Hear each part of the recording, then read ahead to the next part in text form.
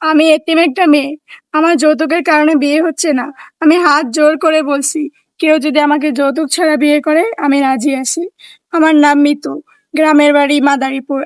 ফ্যামিলিতে আম্মু আছে, ছোট একটা ভাই আছে। আম্মু বাসা বাড়িতে কাজ করে, খুবই অভাবী সংসার। আমার এইগুলো জেনে যদি কেউ আমাকে বিয়ে করতে চায় আমি রাজি আছি। আসসালামু আলাইকুম আপু। ওয়ালাইকুম আসসালাম। আপু আপনার নাম মিতু না? জি। বাসা? মাদারীপুর। বয়স? বয়স 20। মূলত বিয়ের জন্য আসছেন? জি।